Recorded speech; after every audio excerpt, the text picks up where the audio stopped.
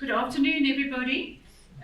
Thank you for being here for the graveyard shift. Drinks are nearly up, so I hope I won't keep you too long or you'll get too thirsty. Thanks very much for being here. I realized afterwards, once it was too late, that my title of Making Sense of a Literacy Ecology might seem like it's a bit presumptuous or ambitious. Maybe I should have entitled it Trying to Make Sense of a Literacy Ecology. So please take it in the spirit of trying to make sense of a literacy ecology rather than claiming to have made sense of one.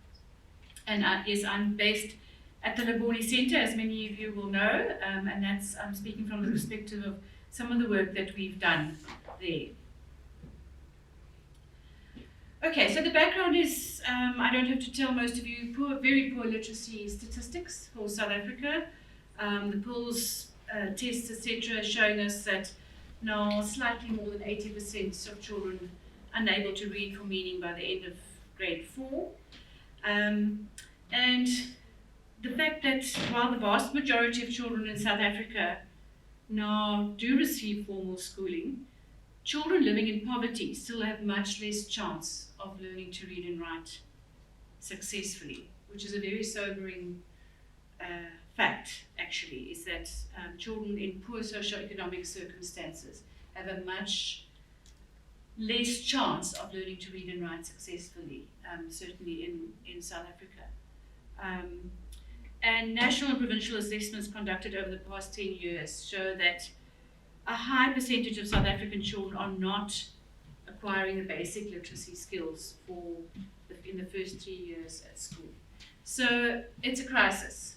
In fact, I always said that when the latest PIRLS results came out, that the president should have declared a state of emergency.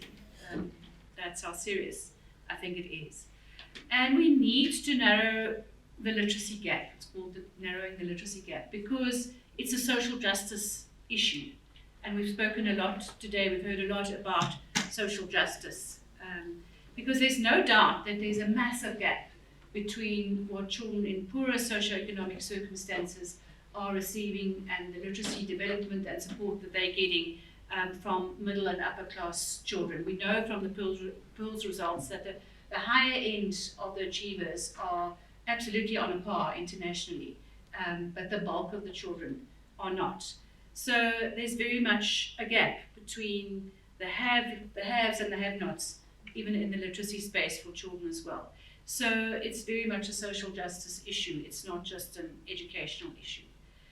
We know there are big classroom numbers, 40, 50 in a class sometimes, and in a foundation phase classroom, that's a very large number of children for a teacher to be dealing with. And poor school readiness, sadly, for a number of reasons. Poor nutrition, lack of parental involvement, exposure to violence, stunting, no early stimulation. 50% of children in Makhanda alone are not in preschools. So very poor school readiness. Children are not entering school with the necessary skills to acquire literacy. Language barriers. A lot of children are schooling in English as a medium of instruction and even Afrikaans. English being a second language, Afrikaans often even a third language. So they're learning to read and write. They're grappling with that skill and learning language at the same time. So they have these multiple processes going on the back of poor school readiness. So it's a triple whammy for many, many children. So something has to be done. And all the indications are there that tutoring programs, in-school support programs can make a difference. And that's why organizations such as WordWorks, which is the major organization working in this field based in Cape Town, and also SHINE, develop materials and a methodology and approach that could address this issue. And having gone to them to learn from them, see what they do, look at their materials, etc., we then launched a pilot project here in September 2011. So we're well down the road of implementing a project at the early stages of literacy support.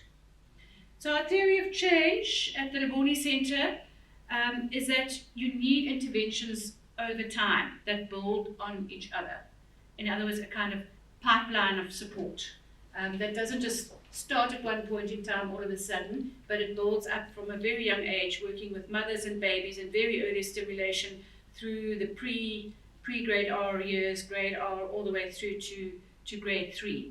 Because, quoting from the Reading Commission in 1985, becoming a skilled reader is a journey that involves many steps. So our theory of change is that you need a longitudinal process, but then you also need a literacy ecology. You need a breadth of process, because a child doesn't become literate through one single person or one single process. There are many influences in that child's life. There are their parents, their siblings, their peers, their teachers, their Sunday school teachers, the media. All of that forms an ecology for children's literacy development, and all of those are important. So you need the breadth of influence, and you also need the longitudinal influence. And within all of that, partnerships and relationships are a key factor.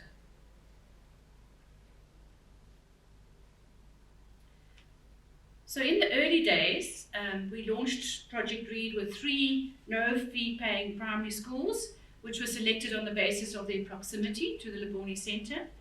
And we established relationships with the schools with varying degrees of support and cooperation. But we proceeded nevertheless. We utilised civil society volunteers, and there were quite a number of academic staff from Rhodes actually that got involved, just in their personal capacity, not necessarily in a service learning or any other kind of capacity. And we utilised the WordWorks materials, which were called Ready, Steady, Read and Write. So those were the early days. I'm now talking around sort of 2012 to 2014. Over time, the Vestas partnership, that's the Vestas Wind Farm Empowerment Group, gave a lot of funding, and in 2015 there was a big educational partnership in Grahamstown at that time, which then added the Good Shepherd Primary School and Zico Primary School, but Grahamstown Primary fell away for circumstantial reasons. And we began to incorporate Rhodes student volunteers through a partnership with Rhodes, University Community Engagement. And the Rhodes B.Ed students joined in as well. And that has been an interesting journey. It has pros and cons, as they say. So obviously we were able to expand the number of sites that we worked at and the number of children that we reached. So from our point of view, that was a big advantage.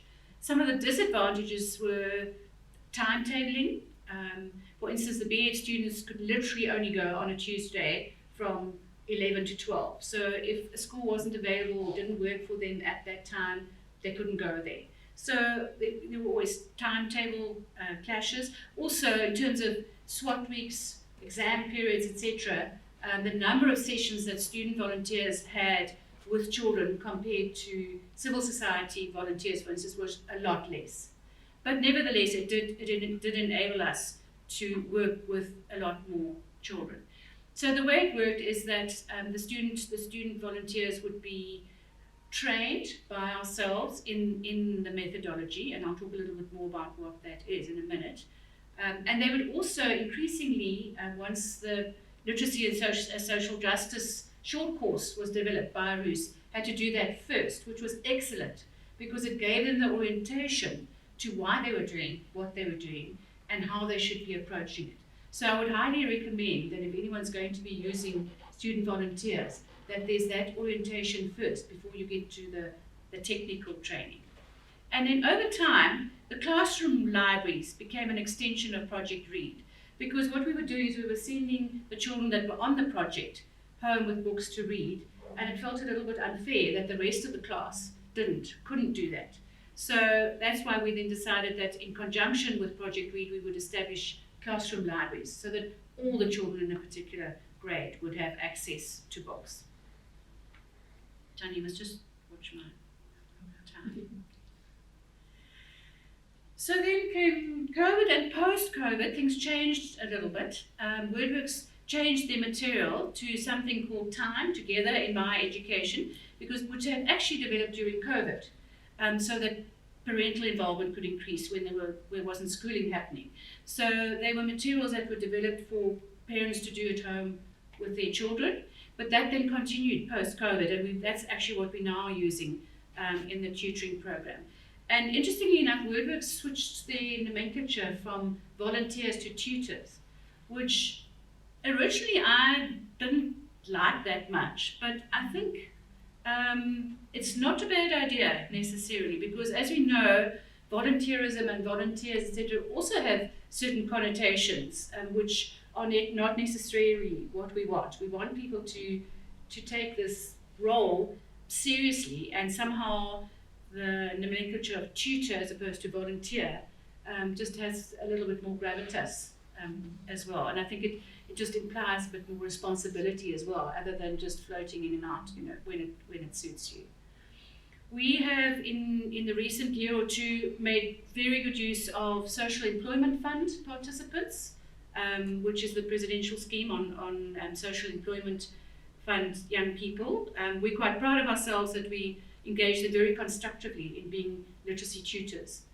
They have their own children that they work with every day at Grahamstown Primary and George Dickinson, and they also run Nalibali and reading clubs. We only had the two schools later on, George Dickinson and Grahamstown Primary, but with the Roos collaboration and their student volunteers coming on board again, we now have two more schools going, which is in Tauba Maria and CM Villa. And we mentor those students on an ongoing basis as well. So there's a very close relationship with Rhodes community engagement, and a big focus on grade 1 at the moment, but we are looking to extend that to grade R next year. So the approach, just very briefly, it's paired reading, it's have-a-go writing, it's wordplay and games, it's shared reading.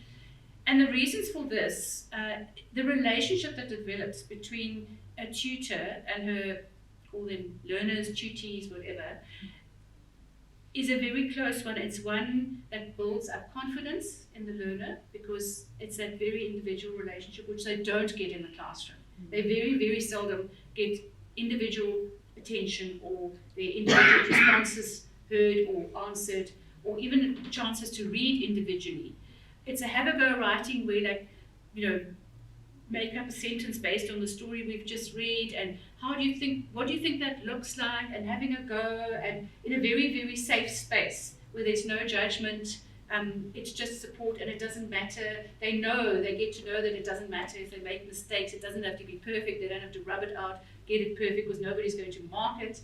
So all of that builds a huge amount of confidence in children.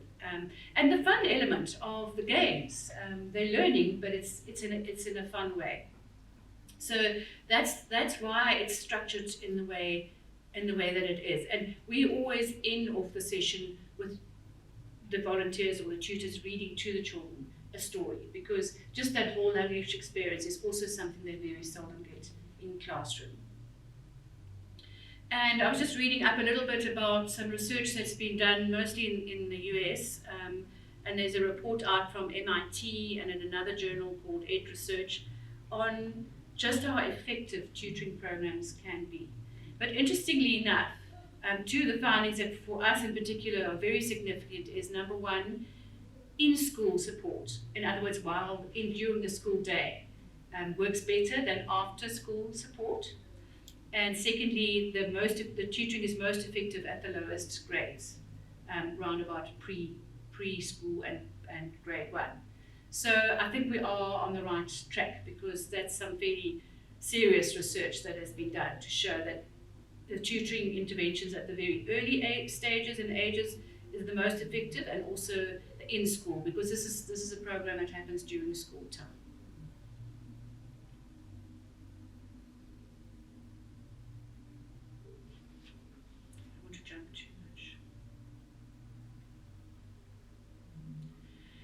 So just reflecting a little bit on the program, it's been running now for close on 12 years. I don't think we haven't been able to do sufficient analysis of the data. We have a lot of data because we do assessments at the beginning of the year and at the end of the year. And we've got all those assessments and we've got all that data, and we just have not had the wherewithal because we're implementing NGO, we're not a research agency. So we just don't have the wherewithal to get that data sufficiently analysed, and it's very rich. We have very recently applied to MIT. They put out a call for any project that wanted research help, you could apply. I mean, it's a long shot, but we've asked, and who knows, maybe we can get help from them, because there really is, I mean, in my office there are files like this, of all the assessments over the years, that it would be really nice to have a look at and analyse to see what the impact really has been. There's also difficulty with tracking. It would be really good to see how those learners are doing later on, further on down the line. But all of that takes time and money, which is limited in the case of an NGO. A lot of the evidence we have is kind of anecdotal, ethnographic. It's just about how the child has blossomed, from barely being able to say a word to confidently reading or confidently writing, or just being confident in their learning. And a lot of that is difficult to pin down. But we've made progress towards a citywide approach. We're now feeding into the Makhanda Literacy Collective, into the Makhanda Circle of Unity Education Cluster. So I think that's a positive development. We've had lots of positive spin-offs and collaborations from Project READ, the classroom libraries being one of them. Unfortunately, the government is largely missing as a partner. There's very little focus on the early years, as we know, big focus on matric, and not nearly enough on the early years. So at the moment, the government aren't a big playing partner in what we're trying to do with this Literacy Development Collective. In conclusion, the schools and the grades we've worked with, because sometimes it was grade 2, sometimes it was grade 1, even sometimes grade 3, sometimes grade R, but there remain some constant. The basic principle of out of classroom support and the efficacy of that remains. The program does remain dependent on a relatively large number of human resources. So in order to reach the number of children that we reach, we need either the SEF participants or the Rhodes volunteers, etc. Because your civil society volunteer grouping is limited, and it's a one-on-one situation or a one-on-two situation, so it is very human resource dependent. The relationships and the partnerships are key. And I think I skipped a slide here. There. If you look at the partnerships, it's with the teachers, the schools, and the school principals. Without their cooperation and collaboration, you can't do anything. All of the intervention has to be negotiated to work for everybody. We've got our civil society volunteers or tutors. We've got the Rhodes Community Engagement Office involved, who give the guidance to the students in what is community engagement, how to go about it. Because student volunteers often come in very bright-eyed and bushy-tailed, and they just want to give back, or help the poor children. And there's a lot of almost reorientation that has to happen, and to kind of just impart if I say the seriousness of the task, not that there isn't going to be fun involved, but the fact that this isn't just we'll go and reach some poor sweet child and take them some sweets, or read a little bit to them, or whatever. It's much more than that. They really need to understand what is involved in their involvement. The partnership also with Rhodes Education Department, with BED students, other NGOs, the Materials Development people, WordWorks and Shine, the Social Employment Fund, of course the parents, because the workbooks eventually go home to the parents, and it would be nice to be able to use this as a springboard to liaise more with parents, and then obviously the funders who have to provide the funding to make it happen. So relationships and partnerships are absolutely key. A child's social and emotional well-being influences their motivation to learn, their curiosity, their concentration, and their awareness of the environment. So how they feel about learning is going to influence how much they learn. So that's why the involvement of one-on-one relationships is so important. The individual or near individual attention, along with the fun element, is what builds the confidence in learners, and confident learners learn better. A child's literacy and language development depends on a literacy ecology with influences from a number of contributors or stakeholders. Thank you.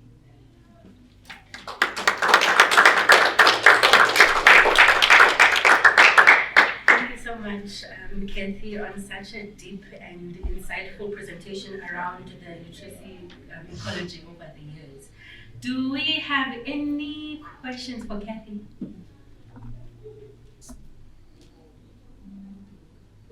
Cathy, you mentioned children who weren't involved in the project. How do you select?